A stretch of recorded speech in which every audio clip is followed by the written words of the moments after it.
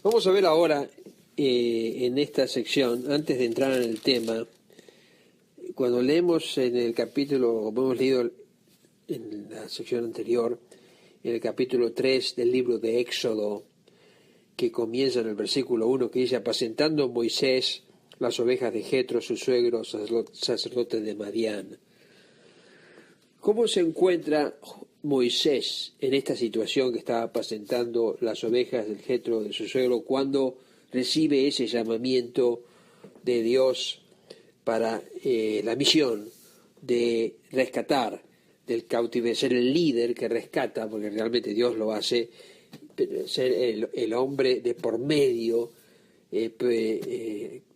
confronta a Faraón para que el pueblo salga de Egipto? Y una de las presentaciones reiterativas que se hace en este registro es que Dios es el Dios de Abraham, el Dios de Isaac y el Dios de Jacob. Así dirás que Él te envió. Y para ponerlo en un contexto general a Moisés, ya debemos empezar con una pequeña reseña bien abreviada de cómo llega Moisés a ser Moisés. Y Abraham fue llamado, como recordamos en el registro de Génesis, desde la zona de Ur de Babilonia, a una tierra prometida, una tierra en Canaán, para instalarse allí. Y Abraham recibe una promesa de que iba a ser el padre de multitudes, y cambia su nombre en Abraham. Y Abraham recibe esa promesa, y a pesar de su gran edad en años, y dice que la matriz de Sara, su esposa, estaba cerrada, se fortaleció en fe, como dicen Romanos, y creyó en frente de circunstancias adversas, que era la ancianidad que ellos tenían, y recibió la promesa de un hijo de ellos, de los dos, porque tuvo un hijo antes con un ardit, que fue Ismael, pero el hijo de la promesa fue Isaac, y lo recibió a Isaac. Isaac lo manda a su empleado, Lazar, a buscar una esposa en la tierra de donde ellos venían, y así entra Rebeca, que se convierte en la esposa de Isaac. Ellos tienen dos hijos, estos dos hijos eran Esaú y Jacob. La promesa era que Jacob, el menor, iba a ser heredero de la promesa en vez del primogénito, que no tenía en valor esa primogenitura que tenía él, y la vendió por un guiso a su hermano, y después de un ardid con Rebeca recibe la bendición de Isaac del primogénito.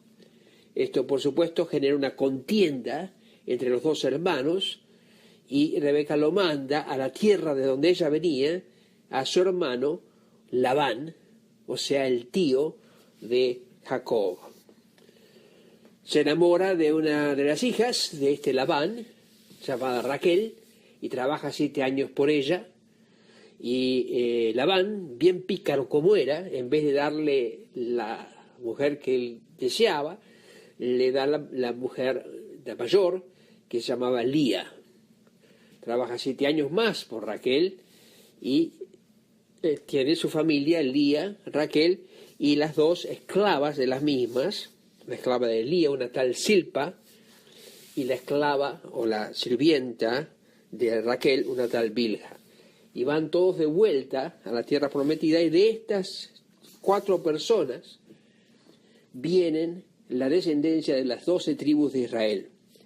La mayoría de los hijos de Lía, 2 de los hijos de las 12 tribus de Israel, de Silpa, de la sirvienta de Lía, y de la Bilha, de la sirvienta de Raquel, 2 hijos, y al final Raquel, que no podía tener hijos, tiene 2, uno llamado José y otro llamado Benjamín. En el parto de Benjamín, Raquel fallece. Y por esta razón,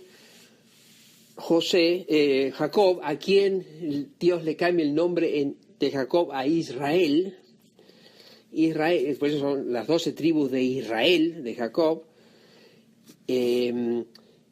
José era el preferido de Israel, de Jacob.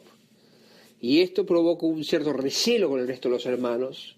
A esto se le suma que José tenía ciertos sueños en donde él era el principal protagonista y los hermanos en papeles inferiores, más provoca un celo en los hermanos, además del favoritismo que tenía Israel hacia él, al punto que por diversas circunstancias es vendido a una caravana que iba a Egipto. Otras circunstancias suceden en Egipto, pero llega al punto que José llega a ser la mano derecha del faraón, del rey, por su astucia, por su sagacidad, por su sabiduría en cuanto a la administración del reino, y tiene una gran deferencia con José. Otra serie de circunstancias, un hambre en la zona de Canaán, trae a toda su familia, inclusive a su padre Israel, y a los 11 otros hermanos con sus familias, a Egipto, y en deferencia a José los instala en la parte de Gosén, que es una de las más ricas del Nilo. Y así comienza el libro de Éxodo, así termina en realidad el libro de Génesis, y el próximo libro es el de Éxodo, donde están todas esas familias y toda esa generación inicial, todos fallecen. Pero quedan las siguientes generaciones, los cuales crecen y se multiplican en sobremanera. Pasan los años y se siguen creciendo y multiplicando los hijos de Israel, la descendencia, se mantienen fieles a sus distintas tribus, a sus distintas genealogías, no se entremezclan con los egipcios y crecen y se multiplican. Nuevos faraones se van sucediendo al punto que dice en los primeros capítulos de Éxodo que llega un faraón que no se acordaba de José, que no tenía idea que era José, pero de golpe ve una multitud de hebreos que se están multiplicando en esa zona y tiene temor de que si hay algún conflicto armado, los hebreos, los de Israel, se junten con los enemigos en contra de Egipto. Entonces deciden políticamente tenerlos como esclavos, transformar su relación de invitados a esclavos y a construir ciudades, a trabajar arduamente para lo que tengan ideas de sublevación, y pone sobre ellos capataces, pone sobre ellos personas que los mantienen bajo el pulgar de Faraón. Decide también pedir a las parteras que mate a los niños, bebés, pensando que solamente dejando a las mujeres generalmente va a cambiar la parte del sexo, todas mujeres, y por ahí se mezclan con los egipcios y se diluye la diferencia entre los israelitas y los egipcios. Pero estas parteras temían a Dios y no hicieron esto, entonces deciden eliminar a todos los bebés hombres, que una tragedia para Israel. Y ahí viene esta familia, descendientes de Leví, que tiene este bebé, de hermoso parecer, que lo ponen en una especie de barquilla calafateada y lo ponen a las orillas del río a la buena de Dios. La providencia actúa de que esta barquilla llega a los ojos de la hija de Faraón, que se apiada, es atraída por este bebé y lo quiere adoptar. La hija está observando toda esta escena y dice que yo lo puedo hacer amamantar por una persona que resulta ser la madre. Ella dice: yo voy a pagar por esto y cuando llegue a edad me lo entregan para yo adoptarlo. Y así fue. Y le pusieron el nombre Moisés, que quiere decir rescatado de las aguas, y ahí lleva el nombre.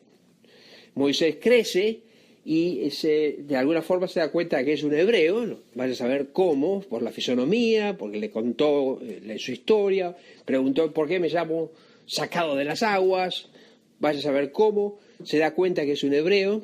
Hay un incidente en donde ve y es testigo de un maltrato de esos capataces egipcios que estaba maltratando a un hebreo, lo trata de separar y termina matándolo al egipcio y enterrándolo en la arena para que no se descubra, porque esto era automáticamente una ejecución de muerte.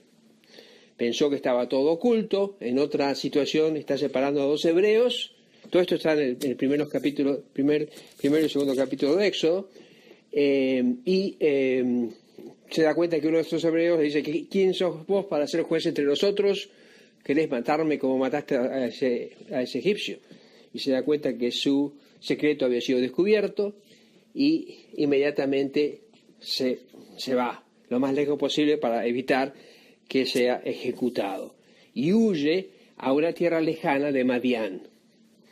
Y ahí conoce a este Jetro, se casa con la hija de este Jetro, que se apiada de él y lo recibe como un hijo, y tiene esta relación con esta persona que muy generosa y muy buena, y ahí se encuentra en el capítulo 3 apacentando las ovejas de Jetro, su suegro, sacerdote de Madián. Llevó las ovejas a través del desierto. Y ahí comienza nuestra historia, que la veremos y ya cerraremos en la próxima sección.